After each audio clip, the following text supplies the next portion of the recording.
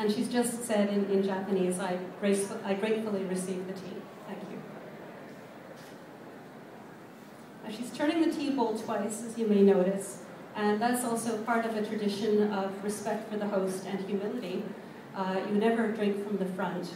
Depending on the school, you may turn it away once or twice, but either way, you drink so that the design is away from yourself, and it's to show your respect and your humility.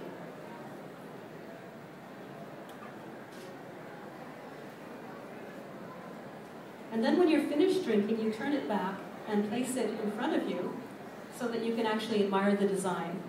Because the tea bowl, just like everything else in the tea room, has been specially selected by the host for the occasion and with those specific guests in mind.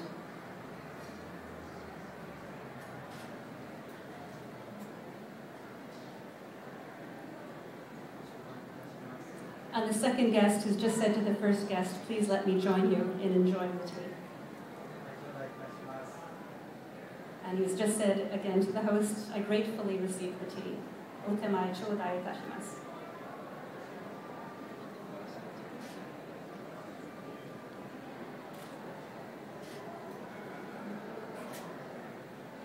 So we say there are about 3 sips of tea, or 3 swallows of tea in a tea bowl.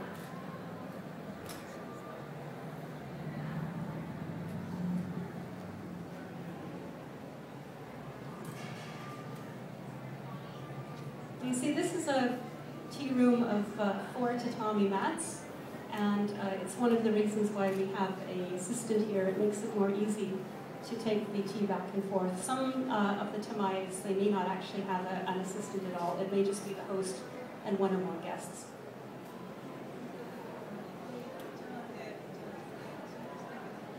So the first guest is saying, can you please tell me a little about the tea bowl? And the assistant is explaining that it has a design of sakura, of cherry blossoms on it. It shows a tree with branches and it's loaded with cherry blossoms, pink and gold ones. And she's also explaining that it comes from Kyoto in a style called kyoyaki.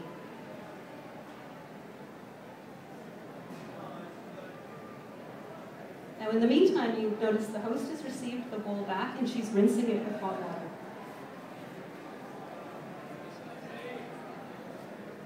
The first guest says, I've had enough, please finish.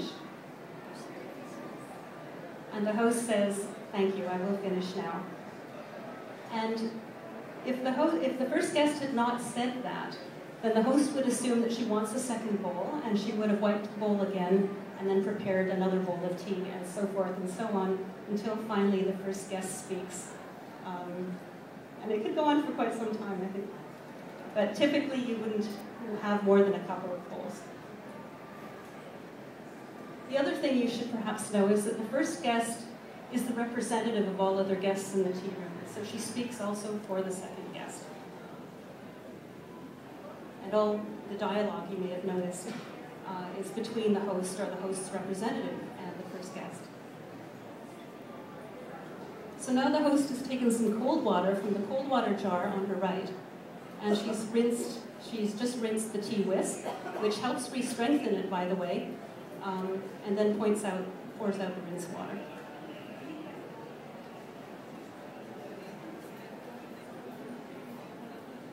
And as this goes on, the first guest is also asking about the other implements. So I believe that they're asking about the chabana, the flower arrangement, and the assistant is explaining that the flower arrangement is a Christmas rose with sakura blossoms in a formal vase. And also, the first guest is asking about the kogo, which is the incense container. There's a small incense container on the left there, and it's actually from Thailand.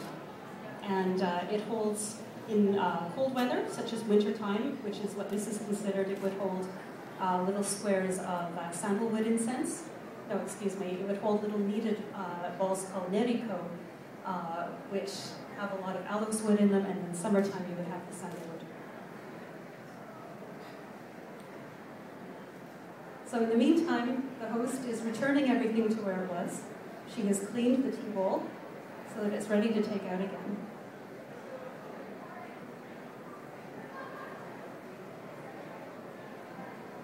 And now she's taking the ladle again, and taking cold water from the cold water jar and putting it in the kettle where the hot water is. And the symbolic meaning of this is that she's saying, the kettle is always full for you. Please feel welcome to come back and enjoy more tea with me again.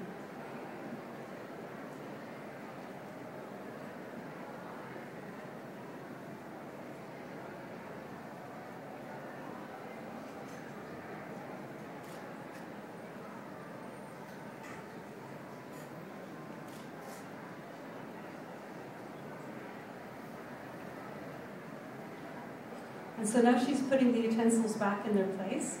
In this particular style of tea, there are these different celadon utensils that hold such things as the tea ladle, and special chopsticks called hibashi, which you may have seen her pick up earlier. And they're metal chopsticks. Hibashi means fire chopsticks, and although they're not used today because we have a portable electric brazier, traditionally you would use these metal chopsticks for adjusting the coal, because you would have charcoal in here and ash, and they would all need to be shaped and arranged very precisely to have the tea, the hot water at the right temperature for the tea. So the host is taking out the used water container, and this is the only time that she turns her back on the guests. Every other time that she moves in the tea room, she will face them, but it's so that they don't have to see any trace of the wastewater.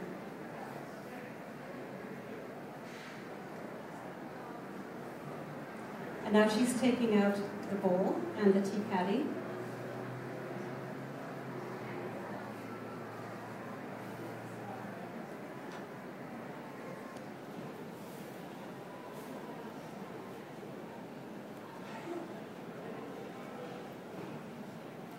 And now she comes in with a special pitcher, which is called a mizuki, and it's used to refill the cold water jar.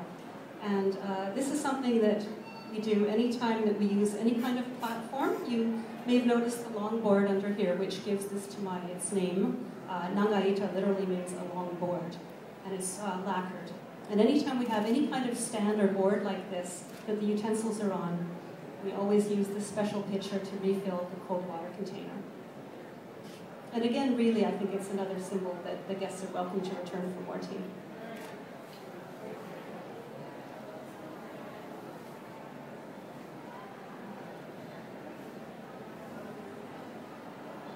So you see how that time the host did turn so that she faced the guests and not away from them.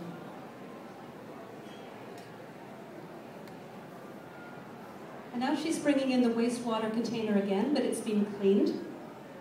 And she's putting everything back the way it was. And at the very beginning, she has a little lid rest here, which belongs to the celadon set, and she's putting it back in the bowl as it was at the very beginning, so that again, everything is displayed as it was, so kazari. Everything displayed for the guests.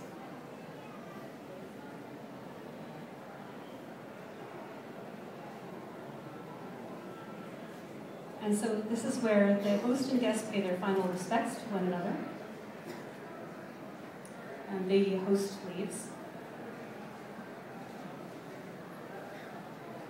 But then before leaving the tea room, both guests will be paying their respects again to the scroll and the tokonoma.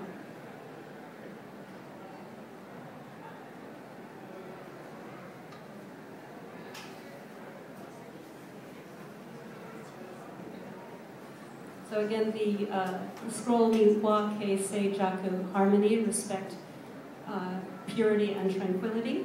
The first syllable, which is the one on the far right that has a bit of a wide loop, another way of saying that in Japanese is Nagomi, which means harmony, and it's also the name of our group, so this scroll has a special meaning for us. Okay? And I think that's all that we need to say, except that perhaps I'd like to invite the people who performed to come out and give a bow.